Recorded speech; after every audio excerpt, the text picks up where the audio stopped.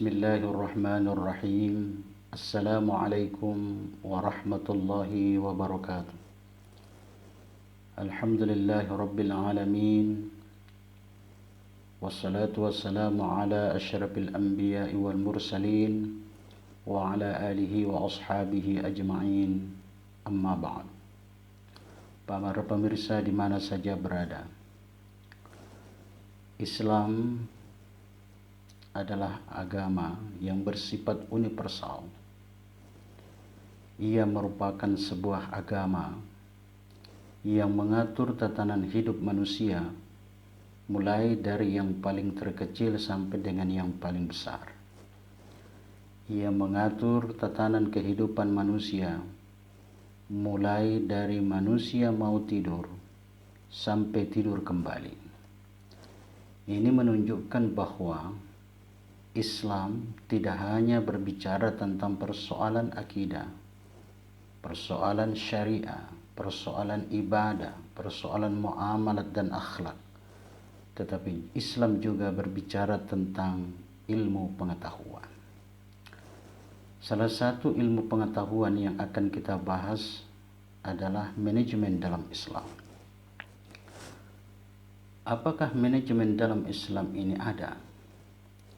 Kalau kita telusuri kata ini, maka kita tidak akan menemukan istilah manajemen dalam Al-Quran maupun hadis. Tetapi ada kata di dalam Islam yang menunjukkan makna yang sama dengan makna manajemen. Oleh karena itu, maka dengan makna ini kita kemudian mempelajari manajemen dalam Islam.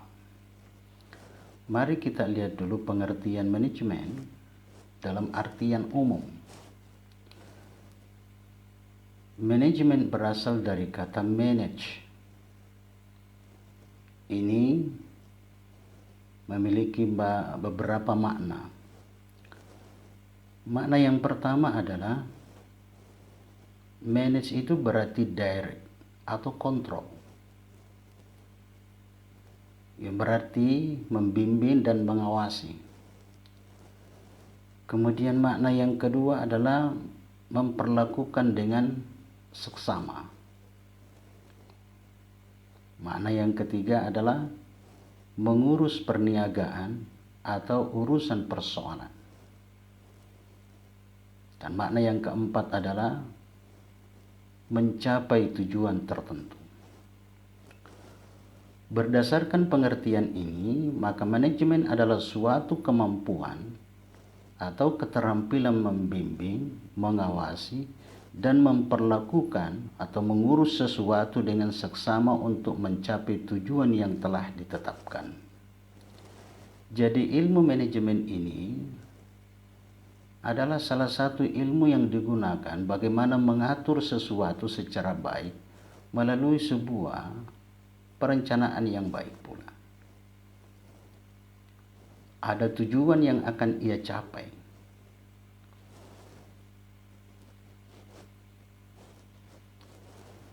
Bagaimana manajemen dalam Islam? Kata manajemen dalam Islam itu diistilahkan dengan kata tadbir, atau kata ini berasal dari kata derivasi dabbara yudabbiru, tadbir, yang berarti pengaturan atau mengatur sesuatu. Kata tadbir atau dabbara ini terdapat dalam Al-Quran pada surah As-Sajdah ayat 5. Yudabbirul amra minas sama'i ilal ardi thumma ya'ruju ilaihi bi yaumin kana miqdaruhu alfa sanatin mimma ta'udun. Dia mengatur urusan dari langit dan bumi, kemudian urusan itu naik kepadanya dalam satu hari yang kadarnya adalah 1000 tahun menurut perhitunganmu. Pada ayat ini Allah ingin menggambarkan bahwa Dia adalah mengatur semua urusan yang ada di langit dan di bumi. dan mengatur itu adalah manajemen.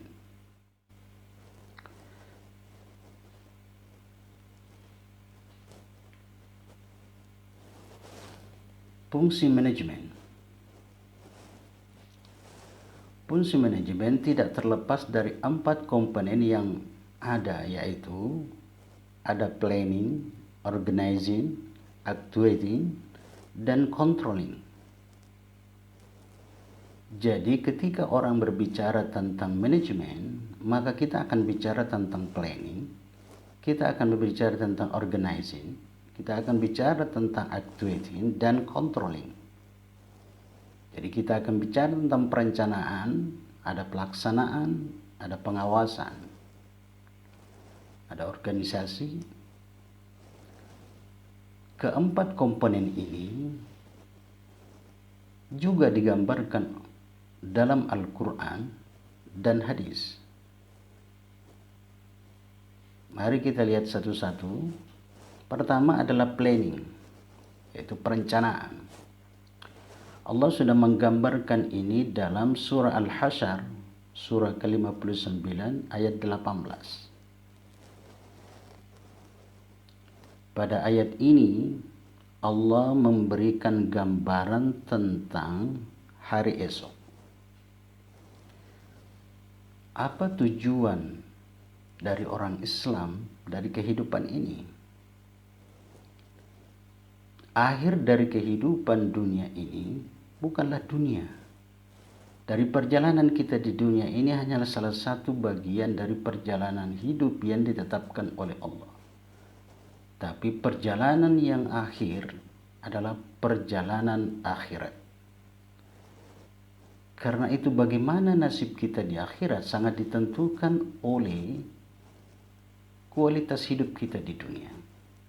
Karena itu Allah Subhanahu wa ta'ala menganjurkan kepada kita untuk merencanakan kehidupan yang lebih baik di akhirat.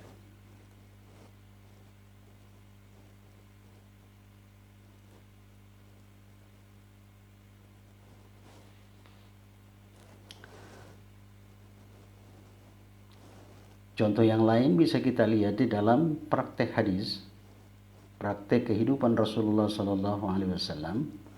Nah, ini berkaitan dengan tugasnya sebagai seorang rasul. Nabi pernah mengatakan, innama bu'ithu liutammima makarimal akhlak. Saya diutus ke dunia ini untuk menyempurnakan akhlak yang mulia. Bagaimana mengubah manusia menjadi manusia yang berakhlak? Ini adalah tujuan dari pendidikan yang beliau emban. Bagaimana caranya mendidik mereka? Itulah makanya Allah turunkan wahyu untuk memberikan bimbingan kepada mereka. Inilah tujuan pendidikan, manajemen pendidikan. Kemudian bagian organizing, yaitu mengorganisasikan sesuatu. Ini digambarkan oleh Allah dalam surah Al-Anfal ayat surah ke-8 ayat ke-46. Di sini Allah menggambarkan bahwa dalam sebuah organisasi ada atasan, ada bawahan. Atiullaha wa atiur rasul, taat kepada Allah dan Rasulnya. Allah adalah Tuhan kita, Muhammad adalah Rasulnya. Maka di dalam menjalankan ajaran Islam, maka kita harus mendahulukan kebenaran yang kita gunakan adalah bersandar pada kebenaran yang ditetapkan oleh Allah dan Rasulnya. Berarti kalau kita melanggar aturan Allah, berarti kita tidak menjalankan organisasi dengan benar menurut Allah.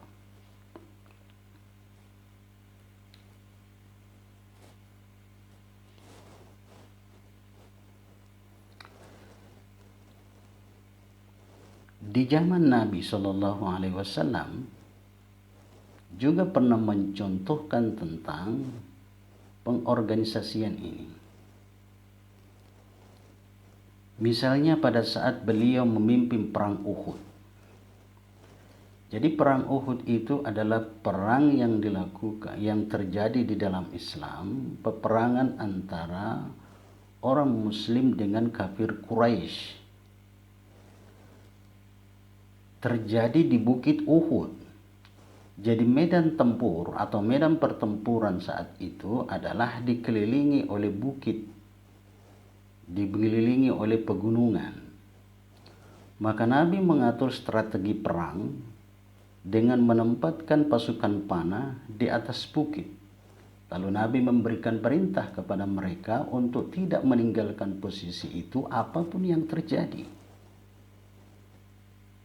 Ternyata setelah peperangan berlangsung, umat Islam berhasil memukul mundur pasukan kafir Quraisy, maka bersorak-sorailah mereka dan akhirnya mereka berebut harta rampasan perang. Musuh sudah lari kocar-kacir, melihat pemandangan itu pasukan panah yang berada di atas bukit turun ke bawah meninggalkan tempatnya, dan itu dimanfaatkan oleh musuh. Dia naik ke atas bukit menggantikan posisi orang Islam.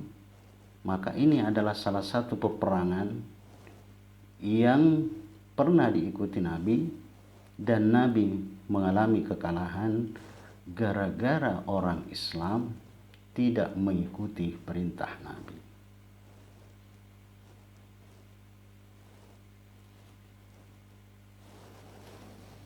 Kemudian kita lihat tentang pelaksanaan. Ini pun dijelaskan oleh Allah Subhanahu wa taala dalam Quran surah Al-Kahfi surah ke-18 ayat 2.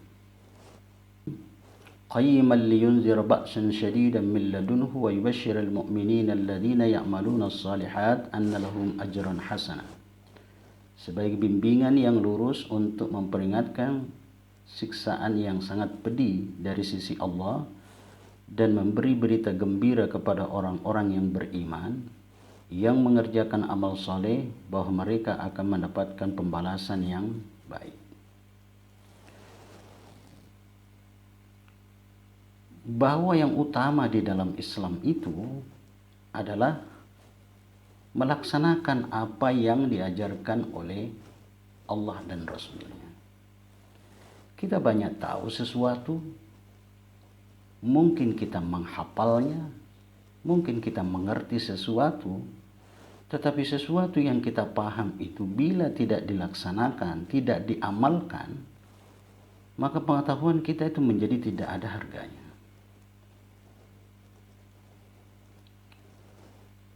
Kemudian bagaimana pelaksanaan ini dicontohkan oleh Nabi. Suatu contoh pelaksanaan manajemen oleh Nabi Muhammad SAW ketika memerintahkan sesuatu pekerjaan. Jadi Nabi SAW bila ingin mengerjakan sesuatu, maka terlebih dahulu beliau yang memulainya. Sehingga beliau menjadi contoh yang nyata, menjadi contoh teladan di dalam melaksanakan sesuatu. Sahabat-sahabat Nabi melaksanakan sesuatu itu berdasarkan contoh yang dilakukan oleh Nabi. Jadi Nabi adalah orang yang pertama melaksanakan sesuatu bila ada perintah dari Allah Subhanahu wa taala.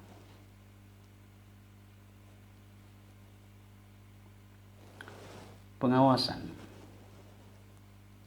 ini digambarkan oleh Allah Subhanahu wa taala dalam Al-Quran surah Asy-Syura surah ke-42 ayat 6. Allah memberikan penegasan bahwa apa saja yang kita lakukan di dunia ini itu diawasi oleh Allah.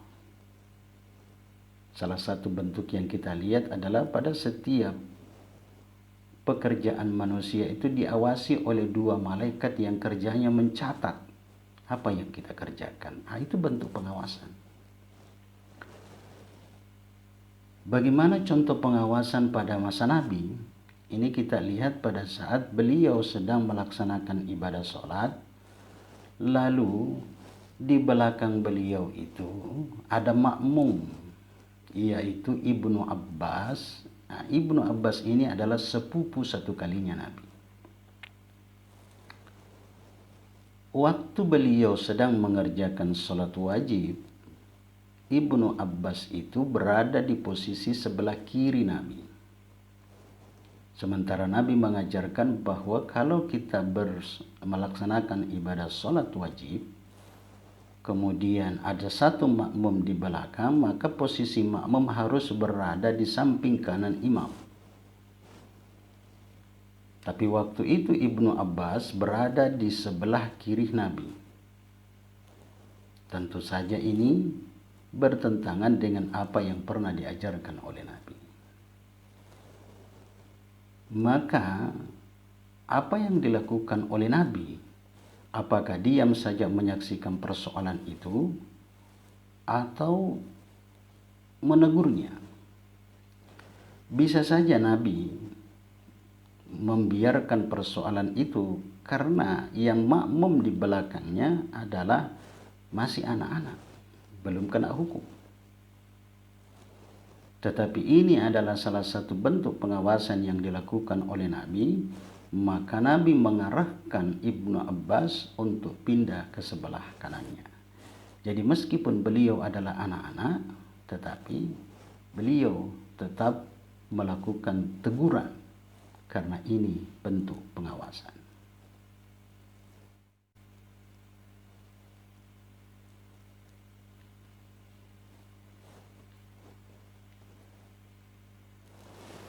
Urgensi manajemen. Setiap organisasi ataupun orang membutuhkan manajemen dalam setiap usaha mereka agar apa yang menjadi tujuannya dapat tercapai secara sukses. Jadi manajemen dibutuhkan itu karena ada tujuan yang ingin dicapai. Ada 3 urgensi perlu adanya manajemen. Pertama adalah untuk mencapai tujuan, baik tujuan organisasi maupun tujuan pribadi. Bahwa kita misalnya berada dalam sebuah organisasi, maka ada tujuan organisasi yang ingin dicapai. Bagaimana mencapainya? Tentu saja melalui ada planningnya, ada organizingnya, baru melaksanakan dan pengawasannya. Supaya tujuan itu tercapai dengan baik, inilah manajemen kita butuhkan. Yang kedua adalah untuk menjaga keseimbangan di antara tujuan-tujuan yang saling bertentangan. Bisa saja di depan kita itu ada beberapa tujuan yang akan kita capai. Maka yang diperlukan adalah untuk menatanya manakah yang lebih penting dari semua tujuan-tujuan itu, maka di sini diperlukan manajemen untuk menjaga keseimbangan tujuan itu. Dan yang ketiga adalah untuk mencapai efisiensi dan efektivitas. Ini kalau digunakan kalau untuk berusaha. Berapa modal yang kita butuhkan, dan berapa keuntungan biaya produksinya, kemudian berapa keuntungannya, itu akan dihitung secara cermat oleh orang-orang manajemen.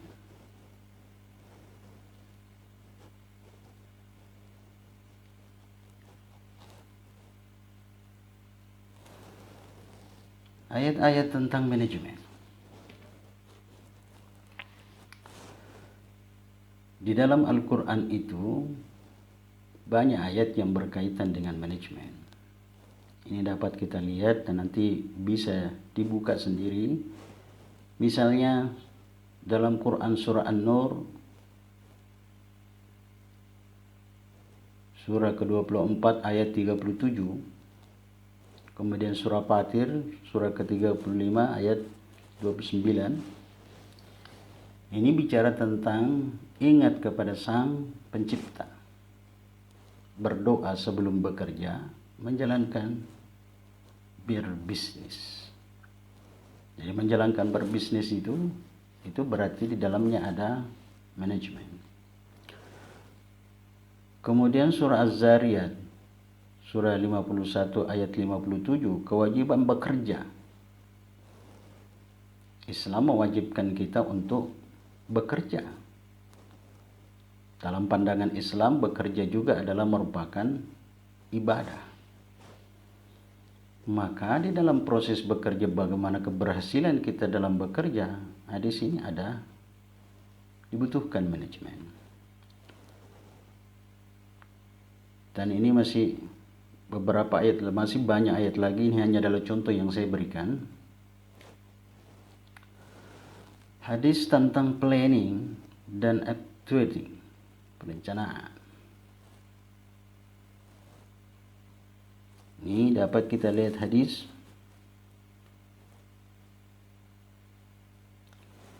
Rasulullah SAW bersabda, Allah menulis kebaikan itu dan kejelekan yang dilakukan hambanya. Barang siapa yang berencana melakukan kebaikan tapi tidak melaksanakannya, maka tetap ditulis sebagai satu amal kebaikan yang sempurna baginya oleh Allah. Jadi kebaikan dan keburukan itu sudah ditetapkan oleh Allah. Kalau ada orang yang ingin melakukan kebaikan, niatnya sudah ingin melakukan kebaikan, tetapi kebaikan yang diniatkan belum sempat dilaksanakan, maka dia tetap dicatat sebagai sebuah kebaikan. Misalnya saja orang yang ingin melaksanakan ibadah haji sudah mengurus ONH-nya, atau ONH-nya sudah dilunasi, sudah ada jadwal pemberangkatan, tetapi pada saat mau berangkat terjadi kematian, maka meskipun orang ini belum melaksanakan ibadah haji, maka sudah dicatat oleh Allah sebagai orang yang melaksanakan ibadah haji.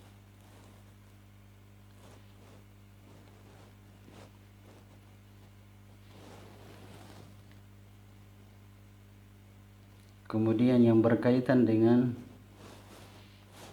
organizing.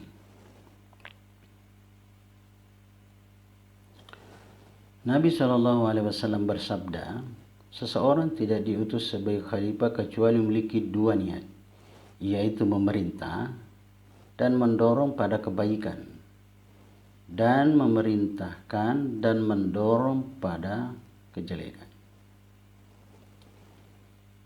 Jadi seorang khalifah, seorang pemimpin itu, dia harus punya kemampuan untuk memerintahkan sesuatu atau melarang sesuatu.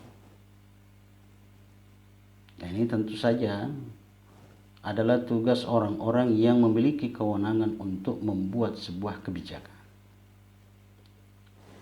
Jika dikaitkan dengan pengorganisasian, hadis ini mendorong umatnya untuk melakukan segala sesuatu secara terorganisir dengan cara yang rapi.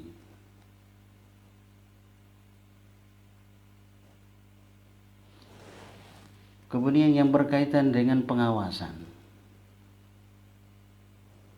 Rasulullah SAW pernah bersabda, aku baiat pada Rasulullah untuk menegakkan salah mengeluarkan zakat dan saling menasihati sesama saudara, sesama muslim. Pengawasan dalam perspektif Islam adalah meluruskan yang salah, mengoreksi yang salah, dan membenarkan yang benar. Sistem pengawasan yang baik tidak terlepas dari pemberian punishment dan reward. Artinya bahwa ketika orang melakukan kesalahan, maka harus ada dampak dari kesalahan itu. misalnya pemberian hukuman. Tetapi bagi mereka yang mengalami kesuksesan, maka tentu saja ada imbalan yang diberikan kepada mereka.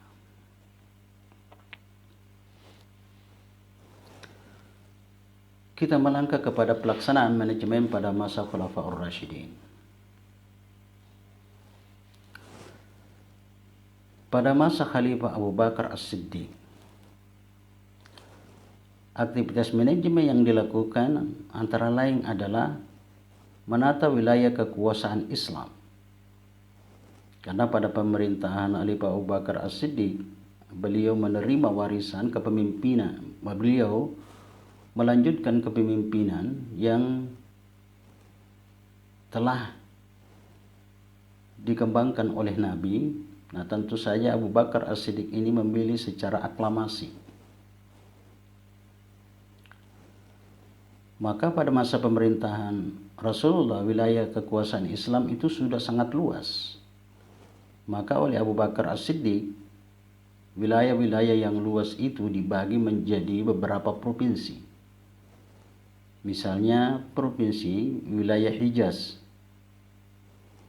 Ini terdiri 3 provinsi, yaitu Mekah, Madinah, dan Taif. Wilayah Yaman dibagi menjadi 8 provinsi. Dan seterusnya.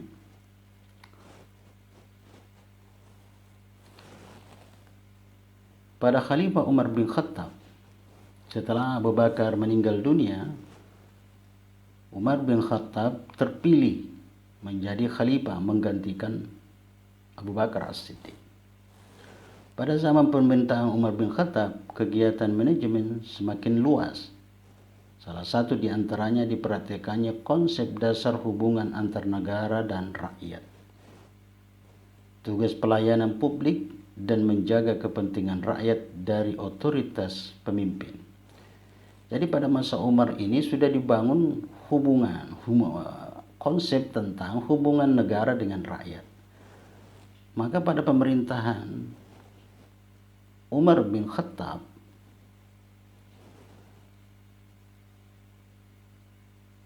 Umar juga melakukan pemisahan antara kekuasaan peradilan dengan kekuasaan eksekutif, serta menetapkan ada lembaga pengawasan terhadap kinerja pegawai. Pengawasan ini dimaksudkan untuk menjaga penduduk dari tindak kezaliman dan kesewenang-wenangan pegawai pelayanan publik atau seorang pemimpin. Jadi pada masa Umar bin Khattab ini yang diawasi adalah para pejabat negara. Jadi sangat ketat Umar bin Khattab ini mengawasi pejabat negara kalau ada pejabat negara yang zalim atau menyalahgunakan kekuasaannya.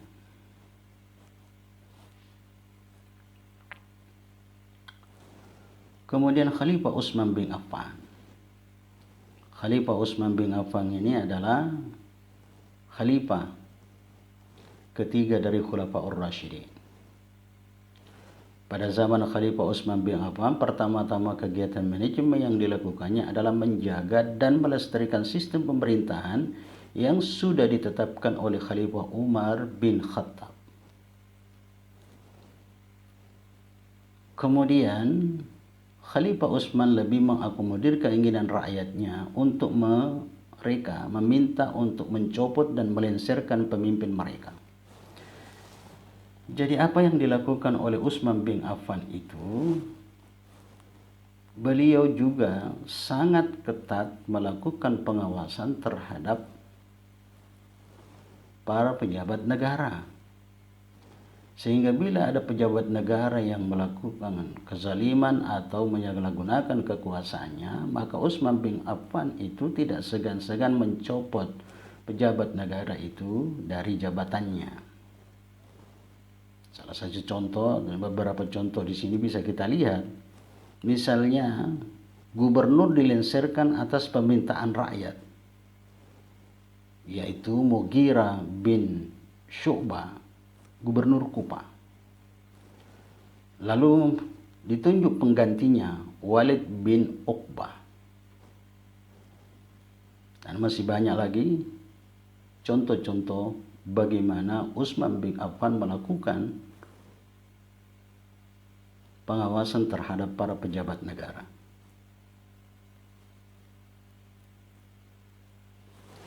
Kemudian Khalifah Ali bin Abi Thalib. Kegiatan manajemen yang menonjol yang dilakukan adalah gubernur dengan sangat selektif, yaitu memilih gubernur secara selektif. Begitu juga dalam mengangkat pegawai, Khalifah Ali juga konsen terhadap kepentingan masyarakat dan mempunyai perhatian khusus terhadap keadilan dan menjauh tindak kezaliman.